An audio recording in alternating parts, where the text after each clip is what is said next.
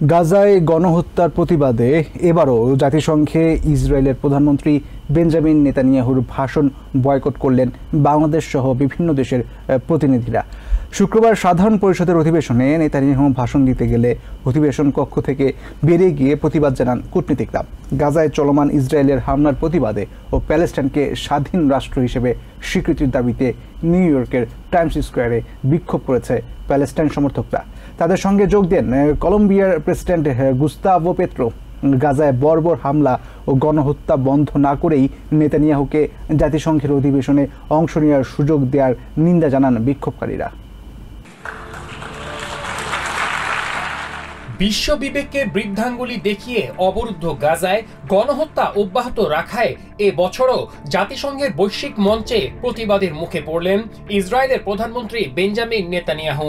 সাধারণ পরিষদের অধিবেশনে নির্ধারিত ভাষণ দিতে যখন তিনি মঞ্চে আসেন, গাজায় গণহত্যার বীভৎসতার কথা মাথায় রেখে তার বক্তব্য না শুনে অধিবেশন কক্ষ ছেড়ে যায় বিভিন্ন দেশের নেতা, কূটনৈতিক সহ প্রতিনিধিরা। এ সময় হর্ষধ্বনি ও হাততালি দিয়ে বেরিয়ে যাওয়া প্রতিনিধিদের সমর্থন জানান অন্যরা। Please order in the hall. এরপর অনেকটাই ফাঁকা অধিবেশন কক্ষে ভাষণ দেন ইসরায়েলের প্রধানমন্ত্রী। গাজায় হামলার পক্ষে সাফাই গান তিনি। হামাস ও ইরানকে দোষারোপ করে লক্ষ্য অর্জন না করা পর্যন্ত হামলা অব্যাহত রাখার ঘোষণাও দেন নেতানিয়াহু। একই সঙ্গে যেসব পশ্চিমা দেশ প্যালেস্টাইনকে স্বীকৃতি দিয়েছে তাদের কঠোর সমালোচনাও করেন তিনি। They vow to repeat the atrocities of October 7th again and again and again, no matter how diminished their forces. That is why Israel must finish the job. এদিকে জাতিসংঘের অধিবেশনের বাইরেও নেতানিয়াহুর বিরুদ্ধে বিক্ষোভ করেন প্যালেস্টাইন সমর্থকরা। নিউ ইয়র্কের টাইমস স্কোয়ারে গাজায় গণহত্যার দায়ে ইসরায়েলের প্রধানমন্ত্রীর বিরুদ্ধে বিক্ষোভ করে তারা। এতে অনেক ইহুদিও যোগ দেন। ঢাকঢোল বাজিয়ে গান গেয়ে ইসরায়েল বিরোধী স্লোগানে প্যালেস্টিনিয়ানদের ওপর চলমান আগ্রাসনের তীব্র নিন্দা জানায় তারা। প্যালেস্টাইন সমর্থক ও অধিকার কর্মী সালমা আলম জানান, আন্তর্জাতিক সম্প্রদায়ের আহ্বান উপেক্ষা করেই গাজায় গণহত্যা চালাচ্ছে ইসরায়েল। তা বন্ধ না করেই নেতানিয়াহুর জাতিসংঘে অধিবেশনে যোগ দেওয়ার সমালোচনা করেন তিনি। We reject this and we reject that Netanyahu would be allowed to speak at the United Nations. We reject the United States' sixth ceasefire when the entire world condemns that. গাজায় চলমান আগ্রাসনকে গণহত্যা আখ্যায়িত করেন নিউ ইয়র্কে বসবাসকারী ইহুদি Alice তাক। প্যালেস্টিনিয়ানদের সঙ্গে যা কিছু ঘটছে তার তীব্র সমালোচনা করে তিনি অভিযোগ করেন তাদের ওপর জাতিগত নিধনযজ্ঞ চালাচ্ছে ইসরায়েলি বাহিনী। This is genocide. One of the war criminals is coming here. That's a shame. New York সিটির বাসিন্দা ও র্যাবাই ইৎজক দায়েশ বলেন, নেতানিয়াহু ইহুদিদের নাম করে তাদের প্রতিনিধি হিসাবে জাতিসংঘে ভাষণ দিচ্ছেন। ইহুদিদের নামে গত 2 বছর ধরে তিনি গণহত্যা চালাচ্ছেন। গত 77 বছর ধরে ইহুদি ধর্মের নাম করে দখলদারিত্ব করা হচ্ছে। তারা আসলে ইহুদি ধর্মের জন্য কিছুই করছে না বলে অভিযোগ করেন এই বিক্ষোভকারী। Netanyahu is speaking in the United Nations, claiming to represent the Jewish people, the Jewish religion, claiming to justify all these crimes for the past 2 years, the genocide and the occupation for 77 years in the name of our people, of our religion. Times স্কোয়ারে Palestine সমর্থকদের বিক্ষোভে অংশ নিয়েছেন কলম্বিয়ার president Gustavo Petro. স্বাধীন Palestine রাষ্ট্র প্রতিষ্ঠা করে সেখানে প্রশিক্ষিত সেনা পাঠিয়ে একটি শক্তিশালী সামরিক বাহিনী গড়ে তুলতে বিশ্ব সম্প্রদায়ের প্রতি আহ্বান জানান তিনি। এ সময় অন্যায়ের পক্ষে প্রেসিডেন্ট ট্রাম্পের নির্দেশ না মেনে মানবতার প্রতি সম্মান দেখাতে আমেরিকার সেনাবাহিনীর প্রতি আহ্বান জানান কলম্বিয়ার প্রেসিডেন্ট। এখান থেকে নিউ ইয়র্ক থেকে আমি আমেরিকার সেনাবাহিনীর সবাইকে মানবতার দিকে বন্দুক তাক না করার অনুরোধ করছি। আপনারা ট্রাম্পের অন্যায় আদেশ অমান্য করুন, মানবতার আদেশ মেনে চলুন।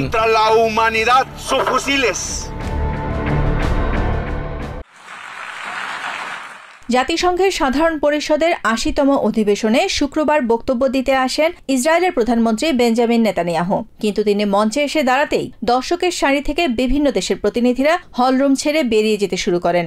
আর বেরিয়ে যাওয়া প্রতিনিধিদের করতালি দিয়ে উৎসাহ দেন অনেকেই। অধিবেশনে ইংরেজি ভাষাতেই ভাষণ দেন বেঞ্জামিন নেতানিয়াহু। গাজায় গণহত্যার অভিযোগ সম্পূর্ণ অস্বীকার করে নেতানিয়াহু বলেন, প্যালেস্টাইনকে স্বীকৃতি দেওয়ার মাধ্যমে অনেক বিশ্ব নেতা ইহুদি বিদ্বেষ ও সন্ত্রাসবাদকে পুরস্কৃত করেছে। নেতানিয়াহু অভিযোগ করেন, হামাস বেসামরিক নাগরিকদের মানব ঢাল হিসেবে ব্যবহার করে, কিন্তু ইসরায়েল বেসামরিক নাগরিকদের ক্ষয়ক্ষতি কমানোর জন্য যথাসাধ্য চেষ্টা করছে। প্রায় ৭০০,০০০ মানুষ গাজা থেকে বেরিয়ে গেছে। আমরা যদি গণহত্যা করতে চাইতাম তাহলে কি তাদের বেরিয়ে যেতে বলতাম? অভিযানের আগেই আমরা লাখ লাখ লিফলেট বিতরণ করেছি, অগণিত বার্তা পাঠিয়েছি, অসংখ্য ফোন কল করেছি যাতে গাজার বাসিন্দারা সরে যায়। পশ্চিমা দেশগুলো নিষেধাজ্ঞার মাধ্যমে ইসরায়েলের বিরুদ্ধে রাজনৈতিক ও অর্থনৈতিক যুদ্ধ শুরু করেছে বলেও অভিযোগ করেন নেতানিয়াহু। তিনি বলেন, কেউ ইসরায়েলকে সন্ত্রাসী রাষ্ট্র হিসেবে দায় চাপিয়ে দিতে পারে না। ইসরায়েল এটি হতে দেবে না।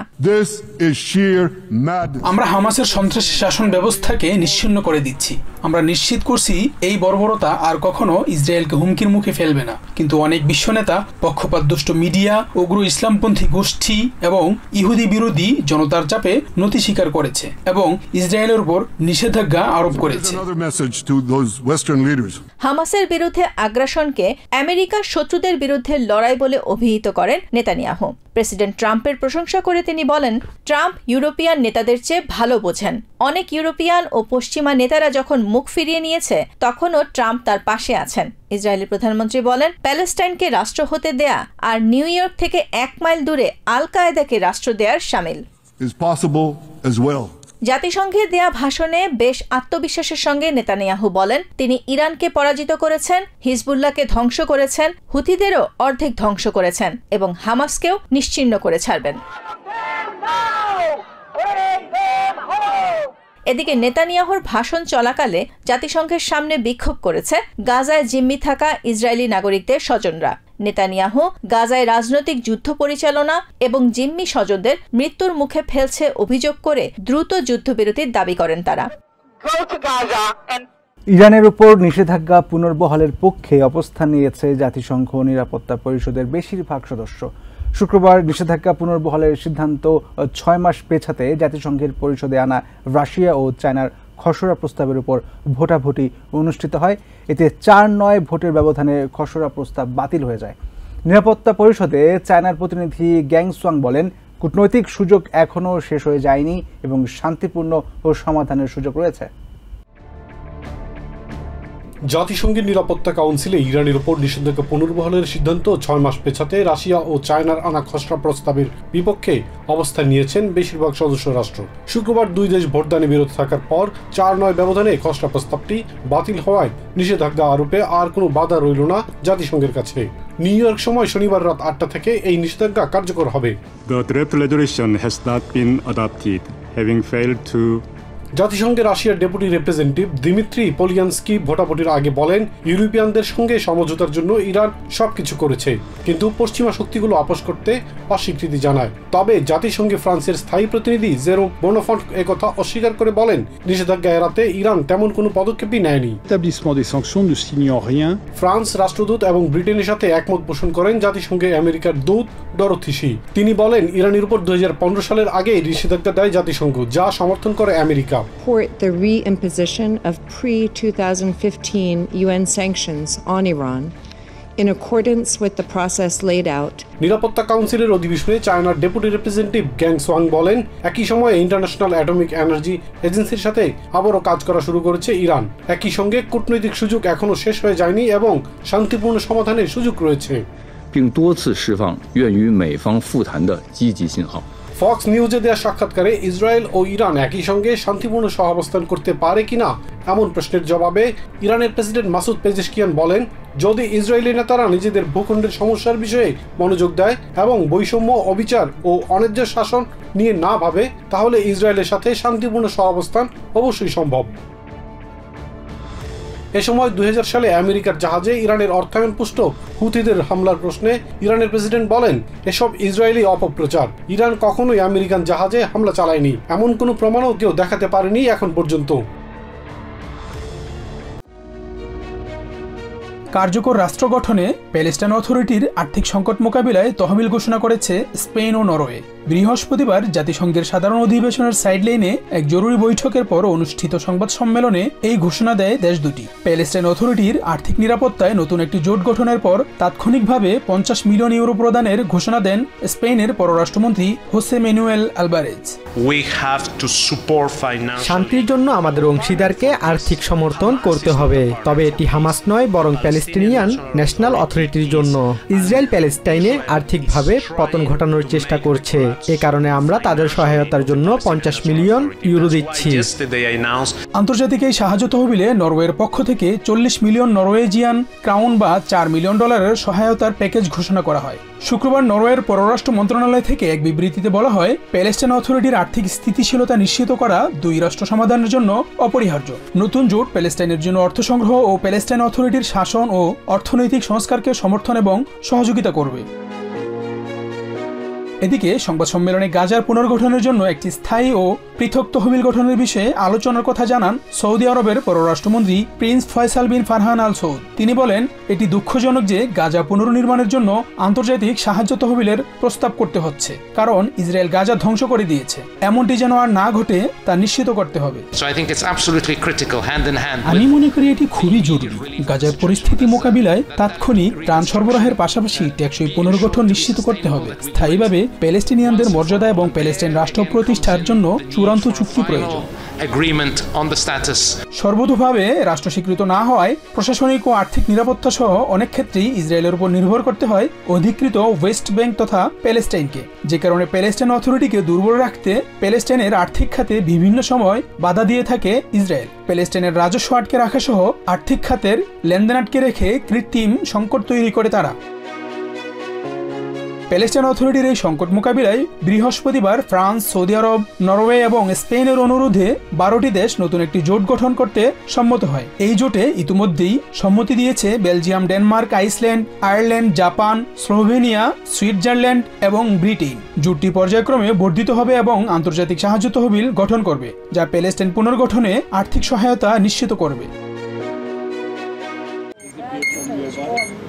পর্তুগাল এবং নেদারল্যান্ডসের সামরিক ঘাঁটিগুলোতে নেটো সৈন্যরা নতুন ড্রোনের প্রযুক্তি পরীক্ষা করেছে। নতুন নতুন বিপদ মোকাবেলায় নিজেদের প্রস্তুত করতেই এই উদ্যোগ নিয়েছে জোটটি, যার প্রধান লক্ষ্য ছিল সমুদ্রে ব্যবহারের জন্য নতুন চালকবিহীন প্রযুক্তি তৈরি ও সেগুলোর ব্যবহার শেখা। চলতি সপ্তাহে পর্তুগালের ট্রোয়া এবং নেদারল্যান্ডসের ডেন হোল্ডারে এই পরীক্ষা চালানো হয়। পর্তুগালে বিভিন্ন দেশের সৈন্যরা আকাশ এবং পানির নিচে ড্রোন ব্যবহার করে নজরদারি ক্ষমতা বাড়ানোর পরীক্ষা করেছে। অন্যদিকে নেদারল্যান্ডসে NATO special force 3D printed remote control নৌকা তৈরি এবং পরীক্ষা করেছে। এতে বিশ্ববিদ্যালয়, গবেষক এবং বেসরকারি প্রতিষ্ঠানের সাথে যৌথভাবে কাজ করেছে নেটো। এই পরীক্ষাগুলোতে ইউক্রেনের যুদ্ধের অভিজ্ঞতা কাজে লাগানো হয়েছে। ইউক্রেনে যেভাবে দ্রুত আকাশ ড্রোন এবং চালকবিহীন নৌকার ব্যবহার বেড়েছে, নেটো সেই অভিজ্ঞতা থেকেই শিক্ষা নিচ্ছে। নেদারল্যান্ডসে হওয়া অনুশীলনে অংশ নিয়েছিল ইউক্রেনের স্পেশাল ফোর্সেস। নেটোর স্পেশাল অপারেশন ফোর্সেস কমান্ডের chief of staff rear admiral Massimiliano Rossi জানান, পোল্যান্ডে রাশিয়ার ড্রোন অনুপ্রবেশের মতো সাম্প্রতিক ঘটনাগুলো প্রমাণ করে যে শত্রুদের মোকাবেলায় কম খরচের সমাধান থাকা কতটা জরুরি। পাশাপাশি 3D প্রিন্টিংয়েরও প্রশংসা করেছেন তিনি। আপনারা পোল্যান্ডের ঘটনাটি দেখেছেন নিশ্চয়ই। খুব সস্তা ড্রোনের বিরুদ্ধে আমাদের অত্যন্ত দামি জেট ফাইটার পাঠাতে হয়। সমুদ্রের ক্ষেত্রেও ব্যাপারটা একই। তাই 3D প্রিন্টিং এর মতো কম দামি প্রযুক্তির সাহায্যে আমরা সাশ্রয়ী মূল্যে নৌযান বা অন্যান্য সরঞ্জাম তৈরি করতে সক্ষম। এর ফলে আমাদের অর্থনীতির উপর চাপ অনেক কম পড়বে। মহড়ার অংশ হিসেবে বিভিন্ন কোম্পানিগুলো সমুদ্রের নিচের গুরুত্বপূর্ণ কাঠামো যেমন নর্থ ও বল্টিক সাগরের পাইপলাইন এবং কেবল সুরক্ষিত রাখতে সেন্সরও পরীক্ষা করেছে।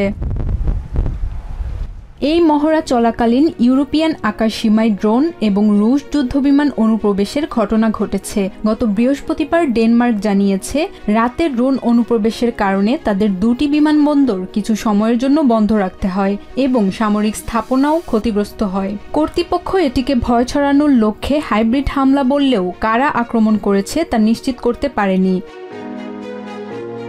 2 দিনের মধ্যে ডেনমার্কে এটি ছিল দ্বিতীয় ড্রোন অনুপ্রবেশের ঘটনা। ইউরোপিয়ান কর্মকর্তারা মনে করছেন এই ঘটনাগুলো রাশিয়ায় সৃষ্ট বিশৃঙ্খলার অংশ। এই সময়ে মস্কো এবং নেটোর মধ্যে চরম উত্তেজনা চলছে। এই ধরনের বারবার হামলায় ইউরোপের আকাশসীমার দুর্বলতা স্পষ্ট হয়ে উঠেছে। ফিলিপিন্স জুড়ে এবার প্রবল তাণ্ডব চালালো ঘূর্ণিঝড় বুয়ালই। দেশটির সিভিল ডিফেন্স কার্যালয়ের তথ্য অনুযায়ী ঝড়ের প্রকোপে বেশ কয়েকজনের প্রাণহানির খবর পাওয়া গেছে। শুক্রবার ঘূর্ণিঝড়টি উত্তরাঞ্চলের লুজন দ্বীপে আঘাত আনলে মাজবাত প্রদেশে উপড়ে যাওয়া গাছ ও ধ্বংসস্তূপে ভর্তি হয় রাস্তাঘাট। অন্যদিকে লেইটে প্রদেশে লোকজনকে সরিয়ে নেওয়া হচ্ছে নিরাপদ আশ্রয়ে। এখন পর্যন্ত সরিয়ে নেওয়া হয়েছে প্রায় 450,000 মানুষকে। 33 বছর বয়সী বাসিন্দা জেসি বোরোমিও জানান, পানি বাড়লে তাদের বাড়ির 3য় তলা পর্যন্ত প্লাবিত হয়। আমরা নদীর একদম কিনারায় থাকি, যেখানে পানি বাড়লে পরিস্থিতি কঠিন হয়ে পড়ে। যখন নদীতে স্রোত আসে তখন পানি আমাদের বাড়ির 3য় তলা পর্যন্ত উঠে যায়। আমার 3টি সন্তান আছে, আমি চাই না তাদের কিছু হোক, তাই আমি এখানে এসেছি। স্থানীয় গণমাধ্যম জানিয়েছে ঘূর্ণিঝড়টি স্থানীয়ভাবে ওপং নামে পরিচিত এবং শুক্রবার বিকেলে এটি সান হোসে অক্সিডেন্টাল মিন্দোরোর কাছাকাছি অবস্থান করছিল। তখন এর কেন্দ্রীয় বাতাসের গতি ছিল ঘন্টায় 110 কিলোমিটার, যা দমকা হাওয়া নিয়ে ঘন্টায় 150 কিলোমিটার পর্যন্ত পৌঁছেছিল। ধারণা করা হচ্ছে এটি আবারও টাইফুনের রূপ নিতে পারে এবং ভিয়েতনামের দিকে ধাবিত হতে পারে। বুয়ালইকে কেন্দ্র করে রাজধানী ম্যানিলা সহ দেশটির বহু এলাকায় সরকারি কার্যক্রম ও শিক্ষা প্রতিষ্ঠান বন্ধ রাখা হয়েছে।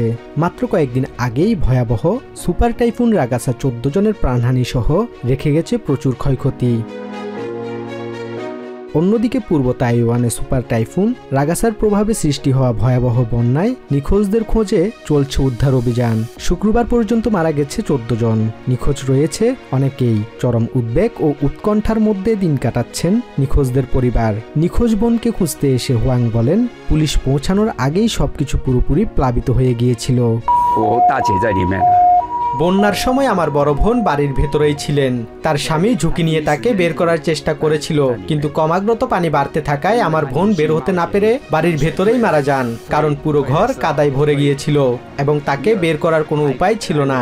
আমরা পুলিশকে ফোন করেছিলাম, কিন্তু তারা পৌঁছানোর আগেই সবকিছু প্লাবিত হয়ে যায়। তাইওয়ানের হুয়ালিয়েন কাউন্টিতে পাহাড়ি অঞ্চলে তৈরি হওয়া একটি ব্যারিয়ার লেক উপছে এবং প্রবল জলস্রোতে গুয়াংফু শহরে হঠাৎ প্লাবন সৃষ্টি হয়। শুক্রবারও সেখানে উদ্ধার ও ত্রাণ তৎপরতা চলমান রয়েছে। ক্ষতিগ্রস্ত এলাকাগুলোতে পরিষ্কার পরিচ্ছন্নতা কার্যক্রম চালিয়ে যাচ্ছেন স্থানীয় বাসিন্দারা। সেন্ট্রাল পুলিশ ইউনিভার্সিটির গ্র্যাজুয়েট স্কুল অব ডিজাস্টার ম্যানেজমেন্টের সহযোগী অধ্যাপক লুজিন চেইন বলেন, এভাবে আকস্মিক বন্যা হতে পারে তা তারা কখনো ভাবেননি। বাসিন্দারা ভাবতেই পারেনি পানি এত বেশি বালি ও কাদা বহন করে এত দ্রুত ও প্রবলভাবে আসবে। অতীতে যখন শহর এলাকায় বন্যা হতো পানি ধীরে ধীরে বাড়ত, কিন্তু জনগণ এ ধরনের নদী থেকে উপচে পড়া পানির সঙ্গে ততটা পরিচিত নয়। যখন আমরা প্রচলিত মূল্যায়ন কাঠামো দিয়ে সম্ভাব্য দুর্যোগ বিশ্লেষণ করি তখন তা বাস্তবতার সঙ্গে বেশিরভাগ সময়ই মেলে না। ফিলিপিন্স ও তাইওয়ানে ঘূর্ণিঝড় এবং বন্যায় বিপর্যস্ত জনজীবন। বিশেষজ্ঞরা মনে করেন দুর্যোগ মোকাবিলায় সময়মতো সতর্কতা ও জনগণের সচেতনতা বাড়ানোই হতে পারে ভবিষ্যতে এমন দুর্যোগ থেকে রক্ষা পাওয়ার বড় উপায়। নিউ ইয়র্ক থেকে সম্প্রচারিত TVN 24 টেলিভিশন বিশ্বজুড়ে বাঙালির কণ্ঠস্বর।